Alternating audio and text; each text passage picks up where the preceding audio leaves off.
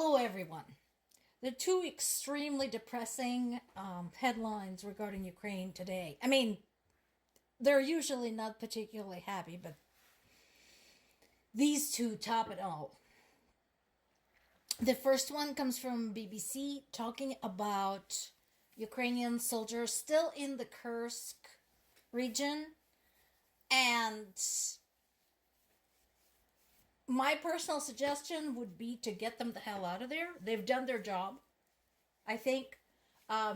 According to the latest analysis of the operations this summer, including planned Russian military operations against Ukraine, Ukrainian military's foray into the Kursk region actually did disrupt the preparation to advance into the Zaporizhia region. So, they have fulfilled their mission, get them out. Instead, apparently, they're being told to stay put and wait for Trump to come into office. What? No! No! Why? Why would you wait for Trump? Come on, stop that. Get them out now. We need the soldiers at home. And like I said, they did what they were supposed to do. They delivered the shock to the Russians. They distracted some of Russian military away from another area in the front. What more do you want? Included with the article are the maps of what territory was occupied by the Ukrainian troops initially when they began the Kursk operation and where we stand now. So they're still holding on to some of it, but yeah, they need to get the hell out of there. This is not worth it anymore. And this is the second extremely depressing headline. Trump had consulted Orban when it comes to the war in Ukraine. Because, of course, you know, he's such a reliable advisor when it comes to that situation. That's the guy who said that if Russia invaded his country, he would have just let them have it. No. And once again, the issue comes up that somebody could be a NATO member and an EU member and start acting directly opposite to the interests of those alliances. And make no mistake, what Orban is doing is contrary to the interests of both NATO and EU. And yet, nobody thought about it when NATO and EU were created, so there are no consequences. So what reason does he have to do anything different? There's continuing barrage of North Korean missiles used by Russia against Ukraine. And the good news is that a lot of North Korean ammo is crap. The bad news is that there is a lot of it.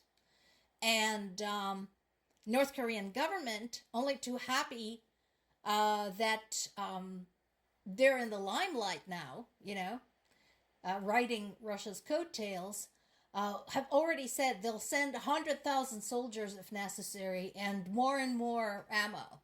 They don't care. By the way, you know, while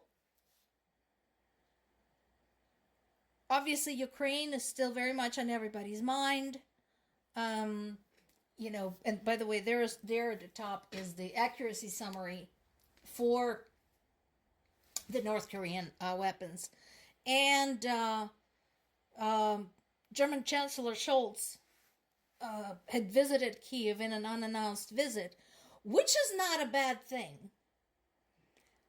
So the last time he was in Kiev was very, very early in the war. I remember I told you, I encourage all of world leaders who are weighing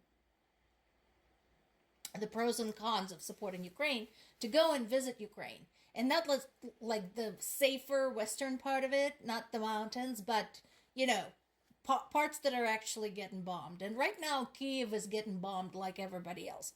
So I'm glad he went, because every time somebody goes, it's a bit of an eye-opening experience to them.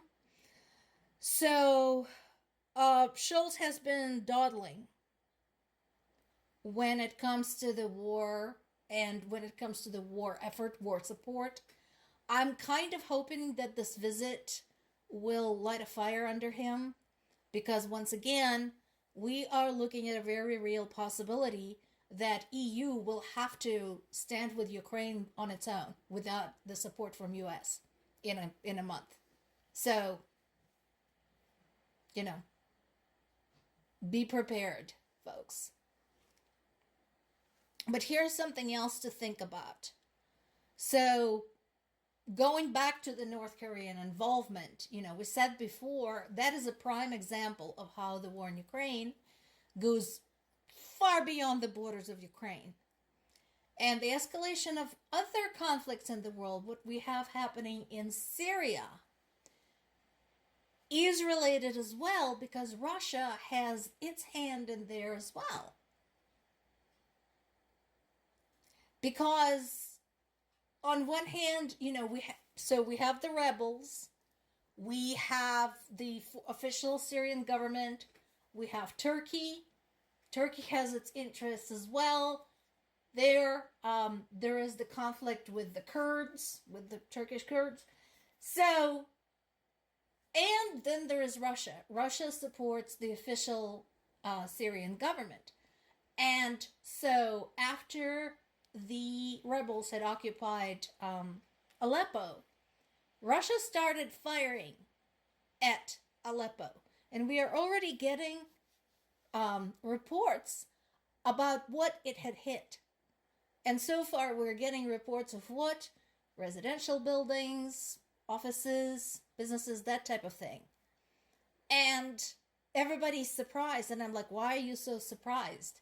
They've had over 2.5 years to practice in Ukraine, where what have they hit? Residential buildings, businesses, offices. So if I were involved with evacuation efforts right now in Syria, I would start evacuating kindergartens, hospitals, maternity wards, schools, etc., because those are on the list. And once again, that too comes as a very sobering reminder that Ukraine is not just about Ukraine, and it never was.